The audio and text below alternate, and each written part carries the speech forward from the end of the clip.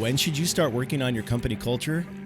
Hi, my name is James Mayhew, your Chief Culture Officer, and that's the topic for today's Jam Session.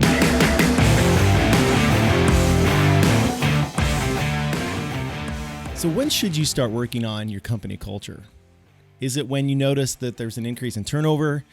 Do you feel like your business is stuck, stagnant, and you've kind of lost the joy? Is that when? Do you start working on it when you hit a certain revenue milestone or a certain number of employees with your organization? Or do you focus on it when something significant has happened that is threatening the very existence of your business? I've been hired to work with companies that are facing all of these situations. And the truth is, they've missed the signs that are leading up to every single one of those situations. So that's why I like to preach this to my clients. Don't miss this. Your company culture exists whether you're paying attention to it or not. And when you're not paying attention to it, something happens. Accidental values begin to emerge. Things like employees feeling stressed, things like poor communication and blame between departments for errors, and gaining a reputation for having poor customer service. At an employee level, people start to point fingers. They begin to gossip, and they begin to question the leadership and the direction of the company. See, the answer to when is now. Now when you're doing great. Now when your business is building and it's growing. Now when you're in a hiring phase.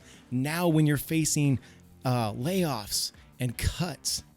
You want to start now because things are only going to get more complicated. Things are only going to get harder. You're going to have more employees to take care of, more customers to take care of, more locations possibly, a bigger product offering.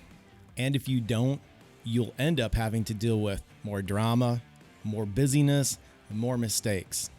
The best companies make culture a priority, just as they make sales a priority, marketing a priority, product development a priority. You can make culture part of your integral strategy. And not only can you, you must.